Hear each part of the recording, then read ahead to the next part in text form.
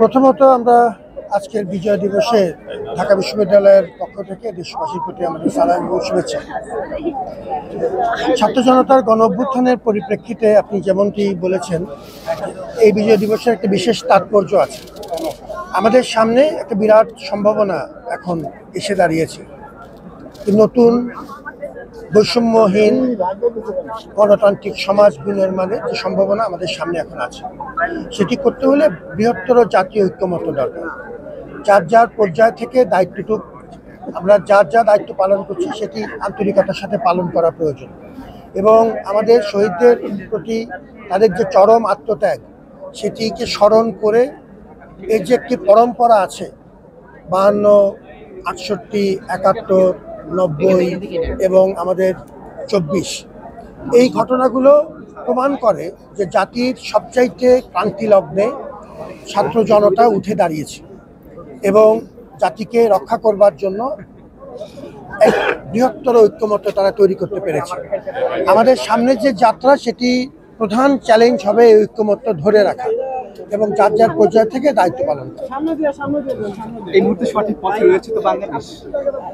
একটু চড়াই উতরাই আছে, অনেক রকম চ্যালেঞ্জ আছে, কিন্তু বড় দাগে মানুষের মধ্যে বিজয়ের যে আকাঙ্ক্ষা, গণতান্ত্রিক সমাজ বিনির্মাণের যে আকাঙ্ক্ষা, সেটি খুবই আশাপ্রদায়ী। আমি আশাবাদী। স্যার, রাজনৈতিক শেষ প্রশ্ন করতে চাই, সেটা হচ্ছে যারা 71-এ পরাজিত শক্তি, তাদের আমরা উত্থান দেখছি, এবং সেই শক্তি কখনোই পরাজয় বা ক্ষমা বা কোনো কিছুই চায়নি, এবং সেই বিচারও আমরা ফ্যাসিস্ট বলেন, সরকার যারাই বলেন, আমরা প্রপারলি করতে পারিনি। আপনি কতটা আশাবাদী? এবং প্রথম কথা হচ্ছে, বৈষম্যহীন সমাজ নির্মাণের ন্যায় বিচারের প্রশ্নটি মুখ্য।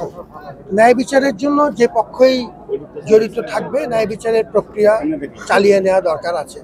যদ্দূর হয়েছে, সামনে আমরা যেহেতু একটি ন্যায়ভিত্তিক সমাজ বিনির্মাণ করার চেষ্টা করছি, অতএব যার যার পর্যায় থেকে এই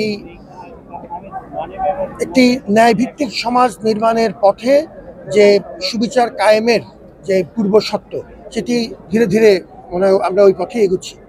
স্যার, একটা প্রশ্ন স্যার, আমরা দেখি রাজনৈতিক পট পরিবর্তনের সঙ্গে ইতিহাস বদলে যায় বাংলাদেশের, বা বিকৃত করা হয়। এটি বন্ধে আসলে কি করা যেতে পারে?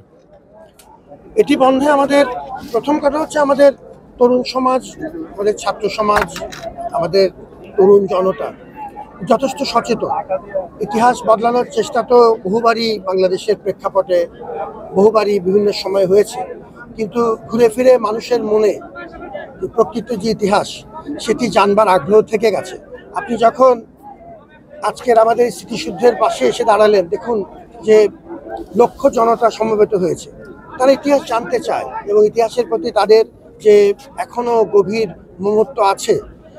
এই এলাকায় এলে প্রথম যে কথাটি মনে হয় যে বাঙালি হিসেবে যে চরম আত্মত্যাগ আমাদের পূর্বপুরুষরা আমাদের জন্য করেছেন, তার ধারাবাহিকতা রক্ষার প্রয়োজন। বাবা তার ছেলেকে নিয়ে এসছেন, দাদা তার নাতিকে নিয়ে এসছেন।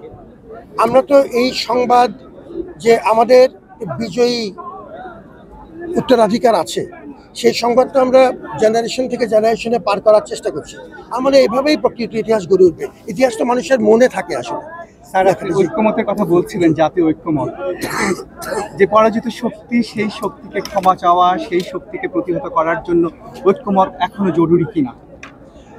ঐক্যমত বৃহত্তর দাগে ঐক্যমত প্রয়োজন, মধ্যে কোনো সন্দেহ নেই, এবং বৃহত্তর ঐক্যমতের এই প্রশ্নে যে বিষয়গুলো মীমাংসিত, যে বিষয়গুলো এখন আমরা প্রচেষ্টা চালিয়ে যাচ্ছি, এগুলো পাশাপাশিই চলবে, কিন্তু কোনোটি পূর্বশর্ত হবার প্রয়োজন নেই। যেটি দরকার সেটি হচ্ছে সবাইকে নিয়ে সামনের দিকে এগোনো। স্যার, জুলাইয়ের পরে নতুন একটা দেশ গড়ে উঠেছে, তা আপনি ভবিষ্যতে এই নতুন দেশকে কিভাবে দেখতে চান? যেটি আগে উত্তর দিয়েছি, যেভাবে ছাত্র জনতা যারা আত্মত্যাগ করেছেন, তারা তো বলেই দিয়ে গেছেন তারা কিভাবে দেখতে চান। আমরা তো সেই উত্তরাধিকারই বহন করছি, একটা বৈষম্যহীন গণতান্ত্রিক সমাজ, সেটি আমরা চাচ্ছি। সেটি রাতারাতি হবে না, চেষ্টা করে যেতে হবে, চেষ্টা করছি যার যার পর্যায় থেকে চেষ্টাটা করা। আমি একজন শিক্ষক, আমি আমার দায়িত্বটুকু পালন করা, আপনি সাংবাদিক, আপনি আপনার দায়িত্বটুকু পালন করা। এভাবেই তো রক্তের ঋণ। ভাই বলতেছিল যে প্রত্যেকটা রাজনৈতিক দল চেঞ্জ হওয়ার সাথে সাথে সব প্লট চেঞ্জ হয়ে যায়, তা এটা যেন পরিবর্তিত চেঞ্জ না হয়, এর জন্য আমাদের কি করণীয়? এবার তো ছাত্ররা জনতা দায়িত্ব নিয়েছে, এবং যে কথাটা আমি বললাম, আপনি ওপরে অনেক রকম পরিবর্তন করতে পারেন, কিন্তু আসল পরিবর্তনটা তো মানুষের মনের ভেতর। আমরা তো দেখেছি যে ইতিহাস পরিবর্তনের অনেক চেষ্টা করা হয়েছে, কিন্তু একটা পর্যায়ে ইতিহাসের ব্যাপারটি আমাদের উত্তরাধিকারের পরম্পরায় মানুষের মনেই স্থান পায়। সুতরাং আমি এটা নিয়ে খুব বেশি চিন্তিত না। দাদা তার নাতিকে সঠিক ইতিহাস বলে যাবে। ধন্যবাদ ধন্যবাদ স্যার। এশিয়ান